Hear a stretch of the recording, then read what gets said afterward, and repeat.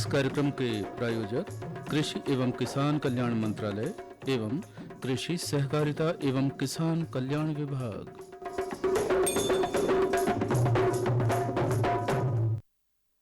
Frequency modulation 102.2 megahertz पर ये आकाशवाणी का छिंदवाड़ा केंद्र है। चलिए जुड़ते हैं हम हमारे आज के सजीव फोन इन कार्यक्रम हेलो किसान वाणी से। और आज मैं हूँ आपके साथ सपना सोनी, तो स्वीकार कीजिए मेरी राम राम। स्टूडियो में उपस्थित है हमारे आज के मेहमान और साथ ही स्वागत है हमारे सभी किसान भाइयों बहनों और तमाम श्रोताओं का आपके अपने कार्यक्रम हेलो किसान वाणी में। किसान भाइयों बहनों, हेलो किसान वाणी में हमारा आज का विषय है खरीफ मौसम में बुवाई एवं फसल प्रबंधन। इस विषय पर आप अपनी जिज्ञासा या समस्या का हल जानने के लिए सीधे हमें कॉल कर सकते हैं और हमसे प्रश्न पूछ सकते हैं और अपनी समस्या का जवाब पा सकते हैं। हमारे स्टूडियो का फ़ोन नंबर है 8989116346। फ़ोन नंबर एक बार फिर बता देते हैं 8989116346। या आप हमें व्हाट्सएप पर भी अपने प्रश्न पूछ सकते हैं मैसेज करके। हमारे स्टूडियो का व्हाट्सएप नंबर है 8602262263। आप कॉल या व्हाट्सएप पर मैसेज कर सकते हैं। आपके प्रश्नों का जवाब देने के लिए आज हमारे साथ स्टूडियो में मौजूद हैं आंचलिक कृषि अनुसंधान केंद्र चंदनगांव छिंदवाड़ा से डॉक्टर श्रीमती शिखा शर्मा, सहायक प्राध्यापक पौध एवं व्याधि। राम राम शिखा जी। राम राम। हमारे सभी श्रोताओं की ओर से भी आपका स्वागत है हमारे आज के हेलो किसान वाणी प्रोग्राम में। तो जैसा कि हमारा आज का विषय है खरीफ मौसम में बुवाई एवं फसल प्रबंधन विषय पर, तो शिखा जी मैं आपसे ये जानना चाहूँगी कि खरीफ फसलों की बुवाई के पहले खेत की तैयारी कैसे करना चाहिए। जी, सर्वप्रथम खरीफ में बुआई के लिए हमें अपने भूमि का चुनाव करना है। ग्रीष्म ऋतु में हमारी जो फसलें लगी हुई होती हैं उसका अगर तना जड़ हैं तो हमें उन्हें साफ करके कोशिश करें गहरी जुताई करें, जिससे खेत में कीट व्याधि के कुछ कण हों तो वो नष्ट हो जावे। साथ ही हमें मिट्टी की जांच करानी चाहिए, जिससे कि हमारी मिट्टी की उर्वरकता हमें पता चले और हम जो भी फसल ले रहे हैं उसमें हमें कितनी खाद देनी है उसका हमें पता चल सके। बिल्कुल जी, साथ ही हमें जैसे हम मक्का लगाने वाले हैं, सोयाबीन लेने वाले हैं, तो कोशिश करें इन्हें रेस्ड बेड पे लगाएं, क्योंकि ये बारिश की फसलें हैं। हाँ। तो जल भराव की स्थिति ना हो, तो ये हमें ध्यान में रखना है। बिल्कुल। शिखा जी, मेरा अगला सवाल ये है कि खरीफ मौसम में कौन कौन सी प्रमुख फसलें हैं जो हमारे किसान भाई लगा सकते हैं। जी, जैसा कि हमारा खरीफ का मौसम है, हमारे छिंदवाड़ा ज़िले में मुख्य रूप से मक्का, सोयाबीन ली जाती है। दलहनी फसलों में हम अरहर लेते हैं, तिलहनी में हम सोयाबीन लेते हैं, मूंगफली ले सकते हैं। शिखा जी, यहाँ पर मैं आपको रोकना चाहूँगी, हमारे कॉलर हमसे जुड़ चुके हैं। जी, हेलो हेलो। जी मैडम नमस्ते। नमस्ते, आपका नाम बताइए। प्रेम सिंह सिसोदिया बोल रहा हूँ, ग्राम बछोड़ा, तहसील नागदा, जिला उज्जैन से। जी नमस्कार, आप अपना सवाल पूछिए। जी बस पूछना चाहेंगे सर से कि जैसे कि यदि हम सोयाबीन की फसल लगाएंगे तो उसमें मतलब फसल जब उगती है तो मतलब कुछ बीज खराब हो जाते हैं, फफूंद लग जाती है, तो इस किस तरह के दवा का मतलब स्प्रे करें या फिर उसमें लगाए ताकि मतलब खराब ना हो बीज हमारा। जी, आपने बहुत अच्छा प्रश्न किया है। जैसा कि आप कह रहे हैं कि आपने फसल लगा दी है, उसमें फफूंद आपको दिख रही है, तो इसके शुरुआत में ही हमें अपने बीजों का उपचार करना चाहिए। उसमें अगर यदि फफूंद मतलब लगाने की तैयारी मतलब अभी बरसात हुई है ना, जी, तो जी। कल परसों में लगाई जाएगी, यदि लगाई नहीं है फसल हमने। हाँ, तो बिल्कुल सही टाइम पे आपने ये प्रश्न किया है। फसल को लगाने से पहले आप बीजों का उपचार करिए। उसमें फफूंदनाशी जो आती है दवाई कार्बेंडाजिम है, उसको 2 ग्राम प्रति किलो बीज, उसके साथ ही जो दवाई है इमिडाक्लोप्रिड हम बात करते हैं, वो 5 ml प्रति किलो बीज। साथ ही कल्चर की हम बात करते हैं, सोयाबीन के लिए राइजोबियम कल्चर से आप उपचारित करें, उसको थोड़ा सा छाँव में सुखाएं, तत्पश्चात ही हम अपने उसको खेत में लगाएं। इससे आपको कीट व्याधि और उसकी उपज में बढ़ोतरी देखने के लिए मिलेगी। साथ ही आप अपने खेत का भ्रमण करते रहें, कुछ भी आपको अगर कीट व्याधि दिखे तो उसमें आप छिड़काव कर सकते हैं। जी, तो इससे आपको काफ़ी फ़ायदा होगा। हमें उम्मीद है कि आपको अपने प्रश्न का जवाब मिल गया होगा। आपका बहुत बहुत धन्यवाद, आपने हमें फ़ोन किया। हाँ, तो शिखा जी, मैंने आपसे पूछा था कि इस मौसम में अपनी प्रमुख फसलें कौन कौन सी हो, तो आपने बता दिया जी, कि ये जी। लगानी है। उसके बाद हम ये जानना चाहेंगे कि बुवाई के लिए जो बीज का चयन है वो यानी हमें किस तरीके से ध्यान में रखना चाहिए। लेकिन हमारे कॉलर हमारे साथ जुड़ जी, चुके हैं, तो हम ये सवाल बाद में लेते हैं, पहले हम हमारे कॉलर से जी। जुड़ लेते हैं। हेलो। हेलो। हेलो। हाँ हाँ जी, मैम, नमस्कार। नमस्कार सर, आपका नाम बताइए। मैं न्यूटन चिकली नंबर 11 से देवी शंकर गुप्ता बात कर रहा जी देवी शंकर जी, राम राम। बताइए आपका क्या सवाल है। हूँ। मैम, मेरा ये सवाल था कि मतलब 3-4 दिन हो गए हैं बोनी को। हाँ। मतलब मक्का लगाया हूँ और सोयाबीन लगाया हूँ और बारिश का इंतजार कर रहा हूँ। अगर मान लो कि थोड़ा सा लेट होते हैं तो ऐसी स्थिति में हमको क्या करना चाहिए कि हमारी मतलब दोबारा हमको बोनी ना करना पड़े, ये मैं जानना चाहता हूँ। जी, जी। देखिए बारिश लगभग हमारे यहाँ छिंदवाड़ा ज़िले में मानसून तो आ ही चुका है। अगर आपने मानसून आने के पश्चात बोनी की है, तो आप निश्चित तौर पे अगर खेत में आपने नमी देखते हुए बोनी की है, तो आपकी जो है आपकी फसल निकल जाएगी, उसमें चिंता का कोई विषय नहीं है। तो जी अगर खेत में पर्याप्त नमी है तो आपके दाने अंकुरित अवश्य हो जाएंगे। और साथ ही अगर जी आपने बीजोपचार भी लिया हुआ है तो किसी भी प्रकार का जी। उसमें कोई प्रकोप होगा तो उससे भी आपके बीज पूर्ण रूप से बच जाएंगे। तो निश्चित ही आपके अंकुरण हो जाएगा, कोई समस्या नहीं है सर इसमें। हमें उम्मीद है देवी शंकर गुप्ता जी कि आपको आपके सवाल का जवाब मिल गया होगा। आपका बहुत बहुत धन्यवाद, आपने हमें फ़ोन किया। शिखा जी, मैं आपसे पूछ रही थी कि बुवाई के लिए बीज का चयन हमें किन बातों को ध्यान में रखकर करना चाहिए। जी, सर्वप्रथम हमें बीज हमेशा प्रमाणित संस्थाओं से लेना चाहिए, जैसे जी। एनएससी है, उसमें टैग देख के लेना चाहिए, उसका जी। लॉट नंबर हमें पता होना चाहिए। प्रतिरोधी किस्मों का चुनाव हम करें जिससे उसमें बीमारी या कीट का प्रकोप ना हो। और टैग प्रॉपरली उसमें होनी चाहिए चीज़ें, ताकि उसमें किसी प्रकार का कन्फ्यूज़न ना है कि हमें गलत बीज का चुनाव किया है। बिल्कुल। और हमारे जलवायु के आधार पे हम, जैसे हम छिंदवाड़ा ज़िले की बात कर हाँ। रहे हैं, तो मौसम किस मौसम में कौन सी किस्म अच्छा उपज दे सकती है, इन चीज़ों को ध्यान में रखते हुए हमें बीज का चुनाव करना चाहिए। बिल्कुल, बहुत अच्छा बताया आपने शिखा जी। हमारे कॉलर हमारे से जुड़ चुके हैं, हम उनसे जुड़ना चाहेंगे। हेलो। नमस्ते मैम। नमस्ते जी, आपका नाम बताइए। मैं नरेंद्र माहौरे बात कर रहा हूँ, ग्राम नारंगी से। जी नरेंद्र जी, आपका सवाल पूछिए। मेरा ये सवाल है मैम कि अभी कुछ जगह बारिश हुई है, कुछ जगह बारिश नहीं हुई है। हम्म। तो अभी मतलब कम ज्यादा बारिश ही कहना चाहिए कि हाँ। नमी कम है अभी मिट्टी में। जी जी। तो हम अभी ऐसी स्थिति में बोनी कर सकते हैं कि थोड़ा रुके? जी, आपने बहुत अच्छा प्रश्न किया हुआ है। जैसे कि इस बार एलिनो की हम बात कर रहे हैं कि वर्षा की संभावना इस बार कम है, लेकिन फिर भी हम जून, क्योंकि हमारा जून का आखिरी सप्ताह चल रहा है, जून से लेके 5 जुलाई तक हमें कोशिश करना है कि हमारी बोनी हो जाए।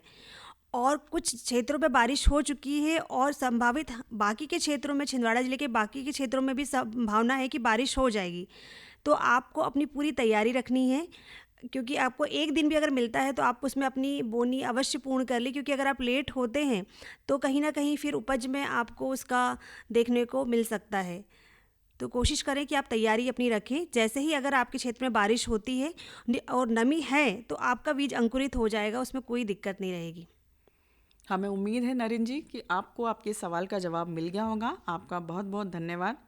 हमारे अगले जो है कॉलर वो हमसे जुड़ चुके हैं। हेलो। हेलो। हेलो किसान वाणी। हाँ सर, आपका नाम बताइए। दीदी मैं मुकाम बमनी लाला पोस्ट परसोली से बात कर रहा हूँ दीदी, सतीश रघुवंशी। हाँ जी सतीश जी, राम राम सतीश जी। राम आपका राम सवाल दीदी, कैसे कीजिए। हैं आप? बस बढ़िया है।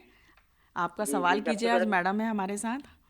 जी जी, मैडम जी को मेरी ओर से बहुत बहुत नमस्कार मिले। जी नमस्कार। दीदी मेरा एक सवाल ये है कि अभी हम लोग ने मक्के की फसल लगाए हैं दीदी, और उसमें मतलब फसल लगने के बाद में दवाई का छिड़काव भी कर दिए हैं। तो दीदी कुछ जगह पे मक्का आ रही है और कुछ जगह पे मक्का दिख नहीं रही है, तो क्या दीदी फिर से बुआई करना चाहिए क्या दीदी, फिर थोड़ा रेस्ट करना चाहिए दीदी? आपने किस दिनांक में बोनी की है, कृपया आप बताएंगे? दीदी मैंने 4 या 5 दिन पहले किया हूँ दीदी अभी। जी जी, तो अभी आपके हो सकता है कि अंकुरण आ जाए, और अगर अंकुरण नहीं भी आता है तो 10-12 दिन के अंतर से आप बोनी कर सकते हैं। आपकी जो किस्म आपने ली है उसको वापस से आप बुआई कर सकते हैं। जी सतीश जी, हमें उम्मीद है कि आपके सवाल का जवाब आपको मिल गया होगा। आपका बहुत बहुत धन्यवाद, आपने हमें कॉल किया।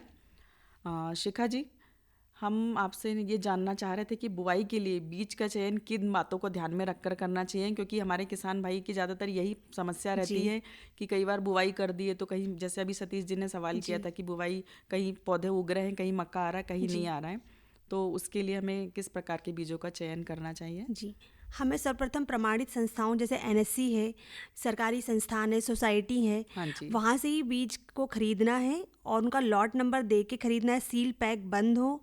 और उसके बाद हमें साथ में बीज उपचार पे भी ध्यान रखना है। बिल्कुल, क्योंकि क्योंकि अगर बीज उपचार क्या है, उसका क्या महत्व है और उसे कैसे किया जाता है, ये जी भी हमारे किसान भाइयों को जी बताइए। जी जैसे कि हम बात करें बीजोपचार, जिसकी हम बात करते हैं FIR, तो सर्वप्रथम इसमें हमें फफूंदी नाशक से उपचारित करना चाहिए, जैसे कि कार्बनडाजिम है 2 ग्राम प्रति किलो बीज के हिसाब से हम लेते हैं। हाँ। उसके बाद कीटनाशी, जैसे कीट आते हैं उसके लिए हम इमिडाक्लोप्रिड का यूज़ कर सकते हैं 5 ml प्रति किलो बीज के हिसाब से।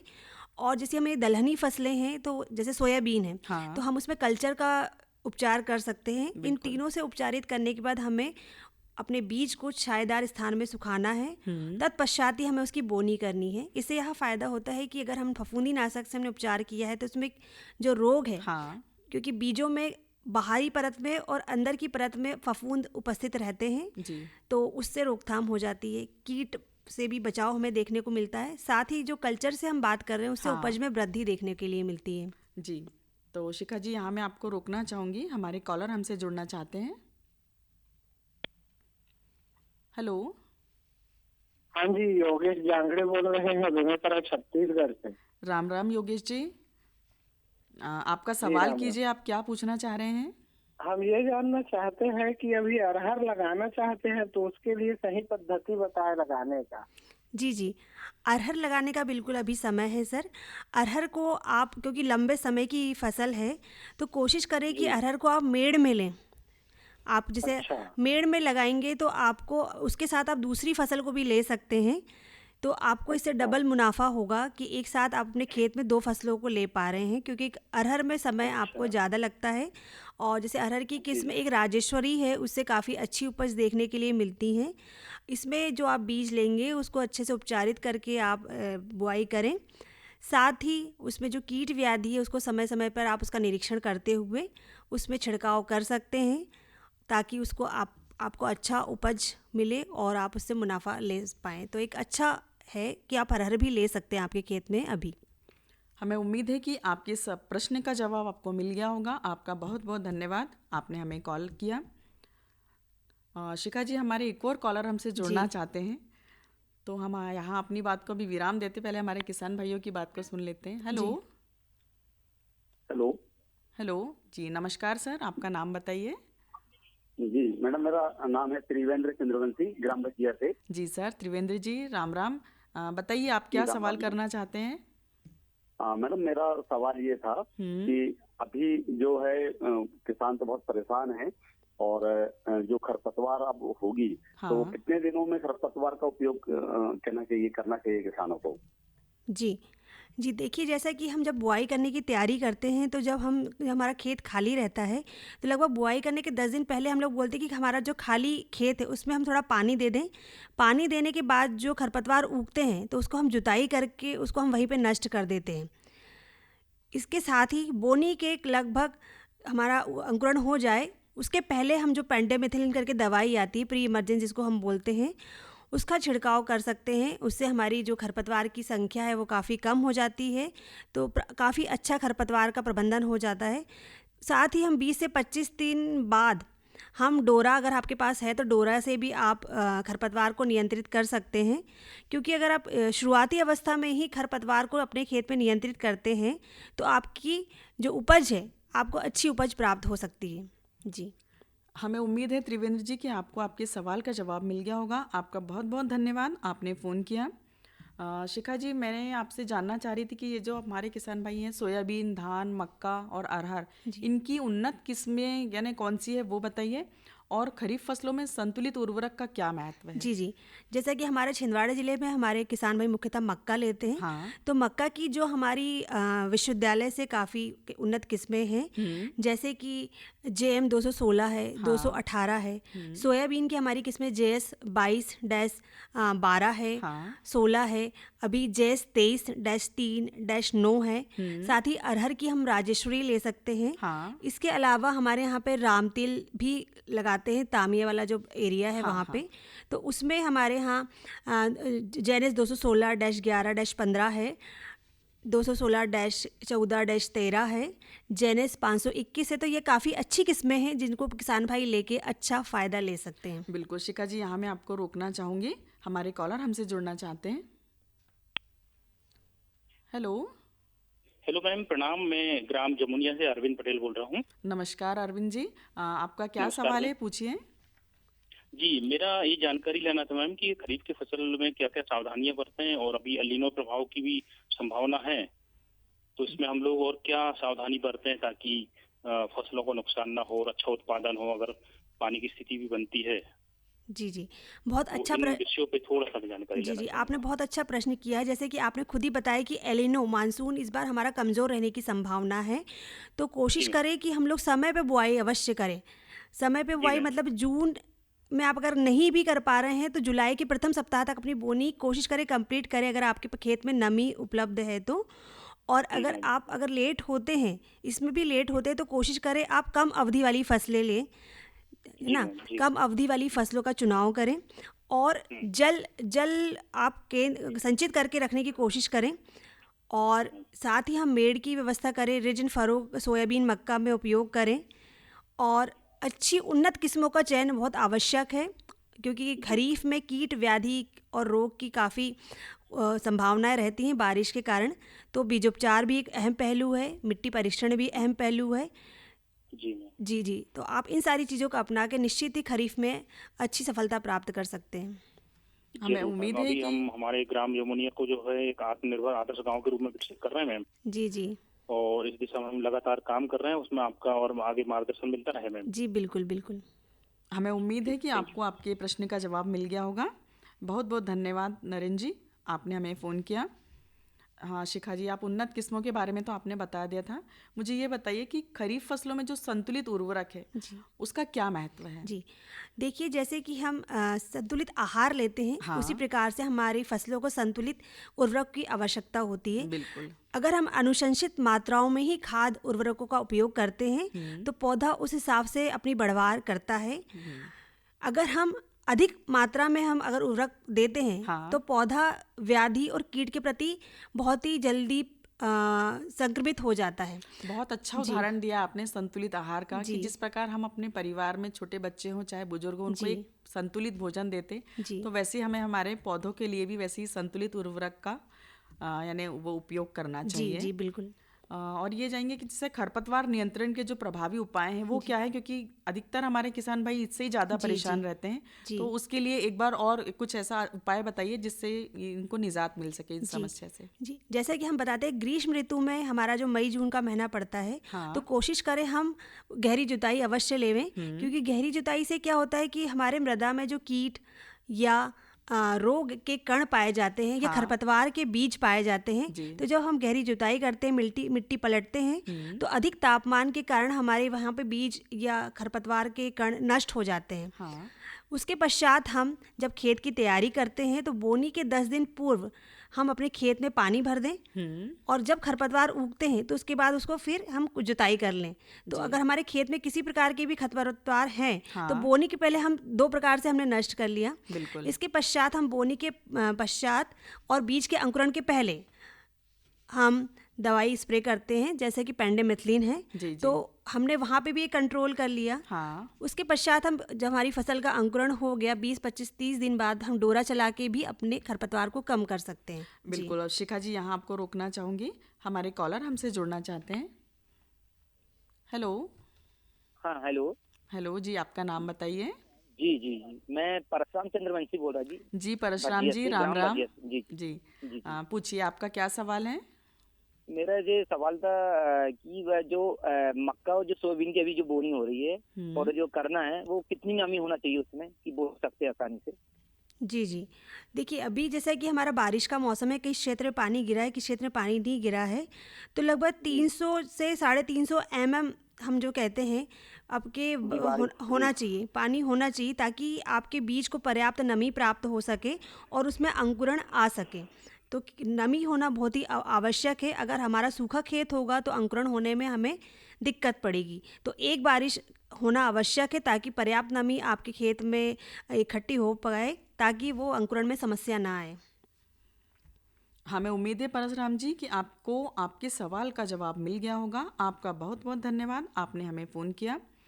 शिखा जी, मैं ये जानना चाहूँगी कि खरपतवार नियंत्रण के प्रभावी उपाय तो आपने बता दिए, जैसे कई किसानों की खेतों में अधिक वर्षा या जलभराव की स्थिति में फसल को वो कैसे बचा सकते हैं? जी। जैसे कि हमारी खरीफ की फसलें हैं, हम अपने किसान भाइयों को हमेशा बताते हैं कि हमेशा हम रिच फरो या गहरी नाली बनाएं और ऊपर से उठा के चौड़ी, ताकि हमारी जो फसल है वो ऊंचाई पे रहे, और जो अगर अधिक बारिश में जल भराव होता है तो नालियों की सहायता से बह के बाहर निकल जाए। बिल्कुल। क्योंकि अगर हमारा जल है वो 24 घंटे से ज़्यादा अगर खेत में भर जाता है तो इसके कारण हमारी जो जड़ें हैं वो गलने लगती हैं, और गलने के कारण फिर पौधा खराब हो जाता है। तो हमें हमेशा जब हम खेत तैयार करते हैं तो हमें एक जल निकासी की व्यवस्था बनाए रखना है, ताकि किसी प्रकार से जल भराव नहीं होना चाहिए।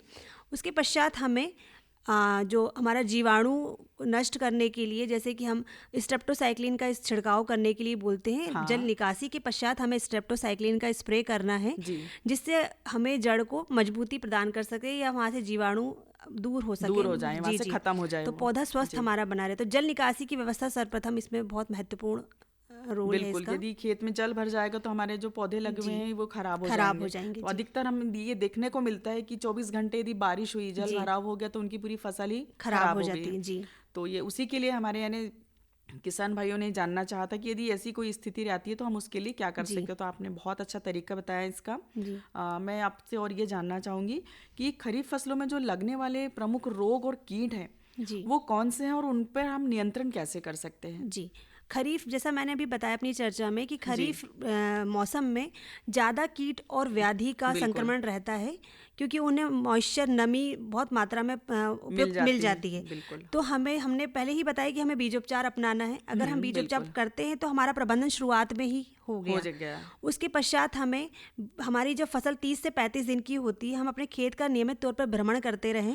अगर हमें किन्हीं भी प्रकार के पत्तियों में धब्बे दिखाई देते हैं तो हमें हम जिसको बोलते हैं प्रिवेंटिव छिड़काव, तो हम कार्बेंडाजिम, जिस दवाई का सबसे मतलब कम, जिसका हम बोल सकते हैं मूल्य है या कम जहरीली है, तो कार्बेंडाजिम का हम छिड़काव कर सकते हैं 2 ग्राम प्रति लीटर के हिसाब से। साथ ही कीट के लिए अगर हमारे कुछ तना छेदक मिल रहे हैं सोयाबीन में या महू है, तो उनके उपचार के लिए हम इमिडाक्लोप्रिड, जो एक दवाई आती है, उसका छिड़काव कर सकते हैं। तो ऐसा हमें निश्चित तौर पे खेत का भ्रमण करते रहना है, और किन्हीं भी प्रकार के, जैसे पत्ती धब्बा है, तना सड़न है, तो हमें उनको देखते हुए अपना स्प्रे करते रहना, छिड़काव करते रहना, ताकि हमारी जो फसल है वो कीट व्याधि से बची रहे। बिल्कुल, बहुत अच्छी जानकारी दी आपने शिखा जी। आपको यहाँ रोकना चाहूँगी, हमारे कॉलर हमसे जुड़ चुके हैं। हेलो जी, आपका नाम बताइए। जी, मेरा नाम प्रमीला गोनेकर है। जी प्रमीला जी, राम राम। राम राम। आपका सवाल पूछिए, क्या पूछना चाहते हैं आप? मेरा सवाल ये है मैडम जी कि हम ये सोयाबीन लगाते हैं तो उसमें उपज हमको उत्पाद कम मिलता है। तो हम ऐसा क्या करें उसमें कि उत्पाद अच्छा मिले हमको? जी, सर्वप्रथम जैसे हम चर्चा ही कर रहे हैं कि अगर हमें सफलता पानी है किसी भी फसल को लेके, तो हम उसकी तैयारी शुरुआत से ही अच्छी करनी है। आप फसल चक्र को भी अपनाएं, भूमि का चुनाव सही तरीके से करें, और ग्रीष्म ऋतु के में आप गहरी जुताई अवश्य लें, क्योंकि आप जब गहरी जुताई आप लेते हैं तो आपका जो भूमि है वो कीट, व्याधि और खरपतवार से मुक्त हो जाता है। बीज का चुनाव करना, जैसे सोयाबीन की आप बात करें तो सोयाबीन का प्रमाणित बीज लें संस्थान से, उसमें सही से टैग लगा होना चाहिए, उसका लॉट नंबर सही होना चाहिए। उसके बाद आप बीजोपचार करें उसका, क्योंकि अगर बीज स्वस्थ रहेगा तो उससे जो पौधा बनेगा वो भी स्वस्थ रहेगा। तो आप बीजों उपचारित करते हुए उसकी बोनिंग करें। साथ ही उसमें आप खेत का भ्रमण करते रहिए ताकि उसमें अगर कोई धब्बा आता है, कोई बीमारी या कीट लगते हैं तो उसका समय पे जब आप छिड़काव करेंगे।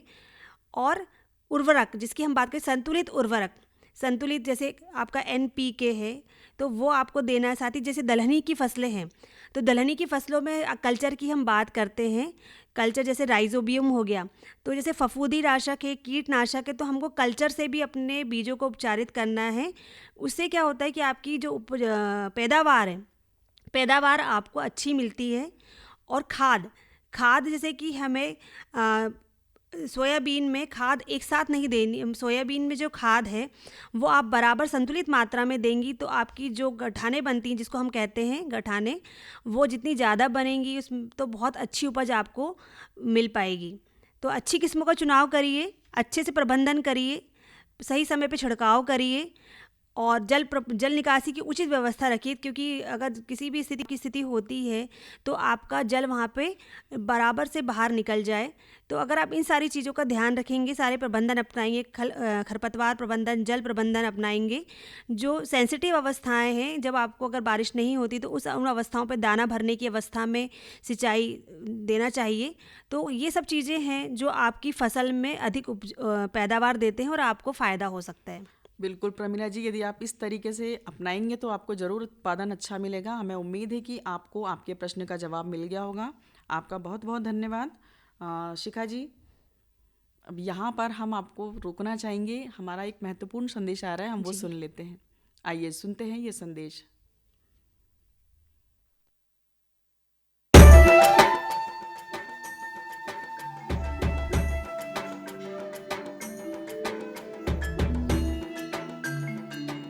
ये जो हरे भरे पेड़ और उन पर लगे गुच्छेदार फल दिखाई दे रहे हैं, ये वास्तव में हमारे किसान भाइयों के आर्थिक और सामाजिक जीवन में सुख समृद्धि के रंग भरने की क्षमता रखते हैं।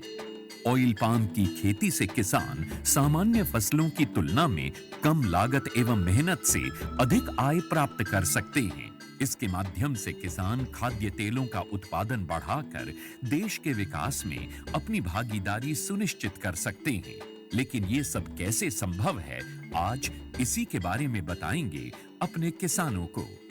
ऑयल पाम एक बहुमुखी तेल है जिसके कई अलग अलग गुण और कार्य हैं जो इसे बेहद उपयोगी और व्यापक रूप से इस्तेमाल किया जाने वाला बनाते हैं।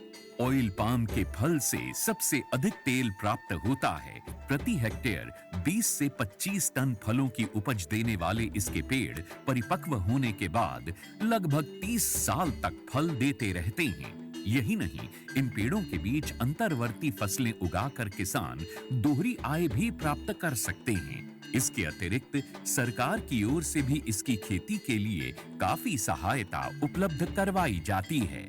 भारत सरकार की ओर से 2021-22 में खाद्य तेलों पर राष्ट्रीय खाद्य तेल मिशन, तेल palm national mission on edible oils, oil palm NMEO-OP की शुरुआत की गई। इसके अंतर्गत किसानों को ऑयल पाम की पौध सामग्री, अंतर्वर्ती खेती एवं रखरखाव, ड्रिप सिंचाई, डीजल, बिजली, सोलर पंप सेट, बोरवेल, फल कटाई उपकरणों एवं पुराने पौधों की पुनः रोपाई के लिए सब्सिडी प्रदान की जाती है। इस मिशन के अंतर्गत किसानों को 1 से 5 लाख तक की राशि प्रति हेक्टेयर की वित्तीय सहायता उपलब्ध कराई जाती है। सरकार द्वारा ऑयल पाम की पौध सामग्री के लिए 20 से 29 हज़ार रुपये प्रति हेक्टेयर की सहायता मिलती है। इसके अलावा भी सरकार पहले 4 साल तक 42,000 रुपये प्रति हेक्टेयर की सहायता अंतर्वर्ती फसल एवं रखरखाव के लिए भी मुहैया कराती है। इस मिशन के अंतर्गत ड्रिप सिंचाई के लिए 30,000 रुपये प्रति हेक्टेयर की सहायता अतिरिक्त दिया जाता है। साथ ही किसानों के लिए फसल कटाई मशीन और ट्रैक्टर ट्रॉली की खरीद के लिए भी सहायता का प्रावधान है। कुछ किसानों के मन में ये शंका है कि ऑयल पाम के पेड़ों की सिंचाई के लिए अधिक मात्रा में पानी की आवश्यकता होती है। ये पर्यावरण के लिए ठीक नहीं है। कुछ ये भी कहते हैं कि ये धरती के उपजाऊपन के लिए भी हानिकारक हैं। किंतु जिन किसानों को ऑयल पाम की खेती से आज लाखों रुपए की वार्षिक आय प्राप्त हो रही है, उनका कहना है कि ये सारे संचय निराधार हैं। ऑयल पाम का खेती में दान और गन्ने से कम पानी लगता है। इसमें गवर्नमेंट का तरफ से ड्रिप सिंचाई के लिए पैसा भी दिया जाता है। मैंने 2015-16 से ऑयल पाम की खेती की है और इससे पर्यावरण को कुछ नुकसान है ही नहीं। और इनका जो पेड़ पौधा होता है, इनसे हम मल्चिंग भी यूज करते हैं और इनका यूज से हम काफ़ी सारा जमीन में नमी लेते हैं। और इनके अंदर इंटरक्रॉप जो है, जो कपास वगैरह लगाते हैं तो हम डबल गुण आय लेते हैं और अच्छा रहता है। ऑयल पाम की खेती के लिए मुझे सरकार ने पौधे सीडलिंग देते हैं। वो जब बड़ा हो जाता है, जो फल जो देता है, हर महीने सरकार उसी फल खरीदने के लिए एक रेट बना के देते हैं। उन्हीं रेट पे कंपनी खरीद लेते हैं। मैं काट के इकट्ठा कर देता हूँ, कंपनी उठा के लिए जाते हैं। ऑयल पाम के लिए सरकार उत्पादों की तत्काल खरीद करती है। साथ ही सरकार एक वायबिलिटी मूल्य भी घोषित करती है, ताकि यदि भाव अचानक गिर जाए तो उस अंतर का भुगतान सरकार किसानों को करती है। सच तो ये है कि ऑयल पाम की खेती हमारे किसानों को और अधिक समृद्ध और ग्रामीण अर्थव्यवस्था को और अधिक सशक्त बना रही है। आप भी इसकी खेती और सरकारी सहायता का लाभ उठाएं और अपनी आर्थिक स्थिति को बेहतर बनाएं। और इस संदेश के बाद एक बार फिर जुड़ते हैं हम हमारे आज के कार्यक्रम हेलो किसान वाणी से। और हमारे साथ हमारे कॉलर जुड़ चुके हैं। हेलो। हेलो। हाँ, आपका नाम बताइए। मैं संजू देशमुख, बिचवा तहसील जिला छिंदवाड़ा से बोल रहा हूँ। जी राम राम संजू जी, बताइए आपका क्या सवाल है। राम राम जी। मैंने 8 दिन पहले मक्के की फसल लगाया था खेत में। अब पानी नहीं आ पा रहा है तो वो खराब हो रही है, उसके लिए कुछ। आपने जब खेत में बोनी की थी तो उसमें नमी कितनी थी? मतलब नमी, सूखा खेत था कि नमी मौजूद थी? जिस दिन फसल लगाए थे उसके एक दिन पहले बारिश हो चुकी थी। जी। तो आप हो सकता है कि आपका अंकुरण आ जाए, और अगर अंकुरण नहीं आता है तो आप फिर से उसी किस्म को दोबारा से बो सकते हैं नमी उपलब्ध होने के पश्चात। जी। हमें उम्मीद है कि आपको आपके प्रश्न का जवाब मिल गया होगा। आपका बहुत बहुत धन्यवाद, आपने हमें कॉल किया। शिखा जी, मैं आपसे ये जानना चाहूँगी कि जैविक या प्राकृतिक खेती में कैसे फसल का प्रबंधन किया जा सकता है। जी, बहुत अच्छा प्रश्न है। जैसे हम आजकल पर्यावरण संरक्षण की बात कर रहे हैं, हाँ। हम रसायनों का उपयोग कर रहे हैं, तो साथ ही हम कुछ भाग प्राकृतिक खेती या जैविक खेती को अवश्य दें। हाँ। इसमें अलग अलग पहलू जैसे जीवामृत है, हाँ। नीमास्त्र है, तो इन चीज़ों को अपना के भी हम कीट व्याधि से अपनी फसल को बचा सकते हैं। साथ ही हम फेरोमोन ट्रैप है या पीला प्रपंच है, हाँ। इनको भी अपना के हम कहीं ना कहीं फसल का प्रबंधन अच्छे से कर सकते हैं जी। और अपने पर्यावरण संरक्षण में मदद कर सकते हैं, अपना योगदान दे सकते हैं जी। बिल्कुल। और मैं यहाँ आपसे और अगला सवाल ये पूछना चाहूँगी कि जो कम वर्षा वाले क्षेत्र हैं वहाँ के किसानों के लिए कौन सी फसलें उपयुक्त रहेंगी? जी, जैसे हमारे यहाँ कम वर्षा वाला क्षेत्र है तो उन क्षेत्रों में हम ज्वार भी ले सकते हैं, हाँ। बाजरा ले सकते हैं, तिल अगर वहाँ पे उपयुक्त आप ले सकते हैं। तो ये भी कुछ फसलें हैं जिनको लगा के आप अपना उपज या पैदावार ले सकते हैं। बिल्कुल, जहाँ यानी कि हमारे किसान परेशान रहे तो वो ये फसल वहाँ पर लगा सकते हैं। और एक अगला सवाल हमारे व्हाट्सएप के थ्रू आया था कि अंतर्वर्तीय जो खेती है उससे किसानों को क्या लाभ मिल सकता है? बहुत अच्छा प्रश्न है। जैसा कि किसान भाई बोलते हैं कि हमारी एक ही फसल लगाई थी, वही नष्ट हो गई। बिल्कुल। तो लेकिन अगर हम अंतर्वर्तीय फसलें लेंगे तो उससे हम एक खेत में 2 फसल ले रहे हैं। अगर एक फसल को नुकसान हो भी गया तो हमारी दूसरी फसल सुरक्षित है। बिल्कुल। तो ये अपनाकर हम अपने जो नुकसान है उसकी भरपाई कर सकते हैं। साथ ही इससे हम अपनी मिट्टी की उर्वरकता को भी बढ़ा सकते हैं। हाँ। उससे क्या होता है कि कई बार कुछ कीट होते हैं एक फसल पे आक्रमण करते हैं लेकिन वो दूसरी फसल पे नहीं करते हैं, तो इनसे भी हमारी फसल सुरक्षित हो जाती है और मिट्टी की उर्वरकता या उपजाऊ बनी रहती है। उसकी उर्वरकता भी उसकी बढ़ी रहती है।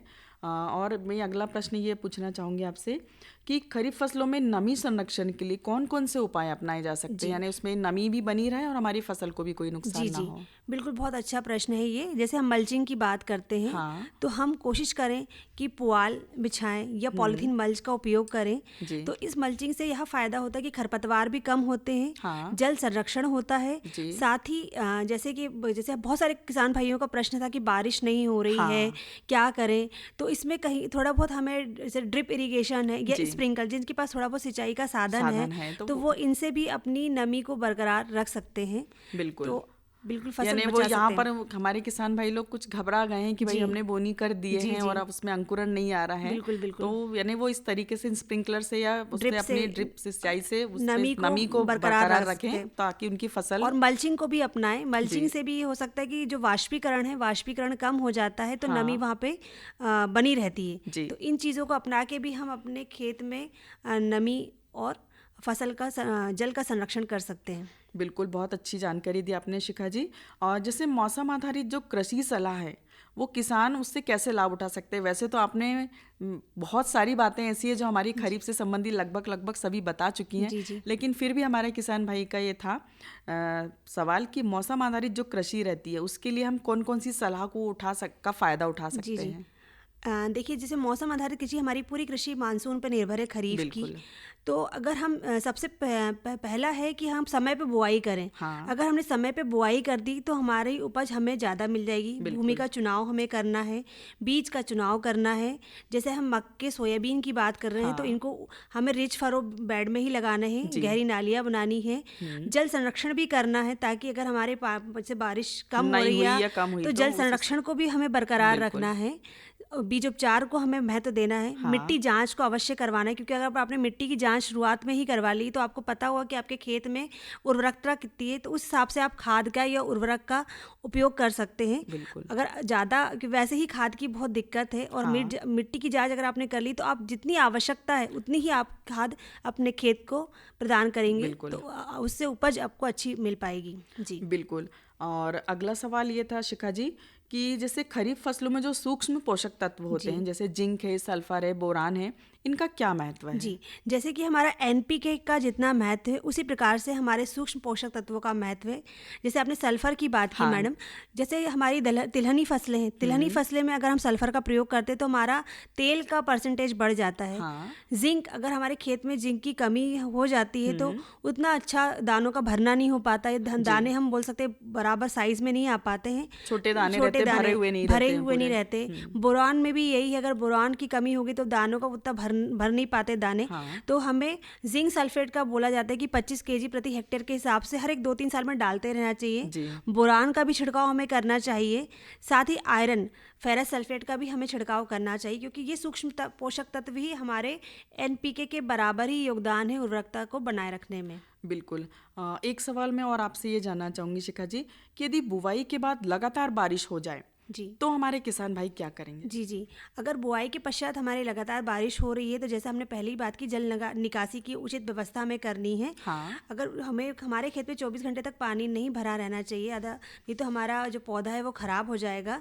तो हमें सबसे पहले तो उसको जल को बाहर निकालना है, और जल बाहर निकलने के पश्चात हमें अपने खेत में स्ट्रेप्टोसाइक्लिन और कार्बेंडाजिम का स्प्रे करना है, ताकि जो हमारे अगर तने में कुछ असर भी हुआ है तो वो अपने आप को स्वस्थ कर लें।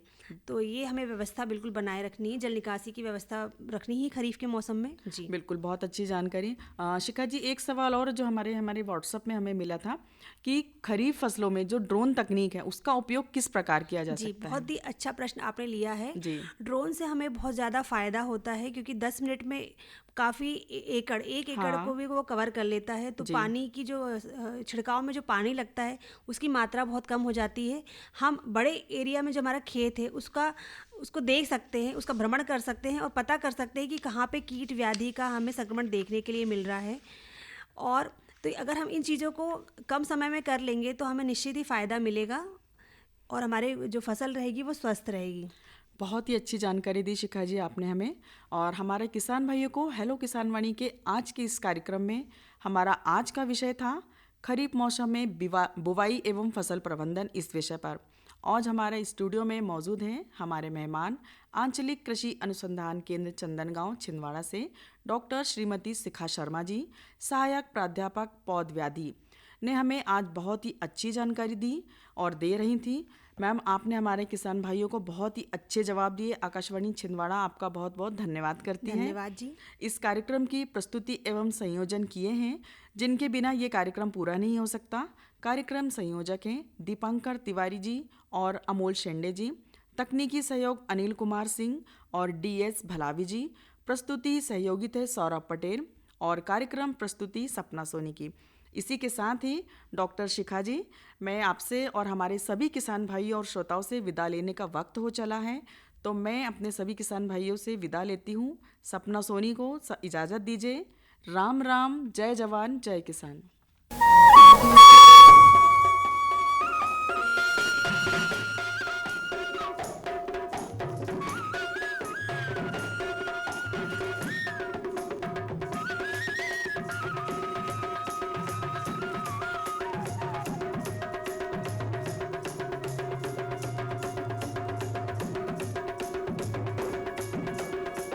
इस कार्यक्रम के प्रायोजक कृषि एवं किसान कल्याण मंत्रालय एवं कृषि सहकारिता एवं किसान कल्याण विभाग।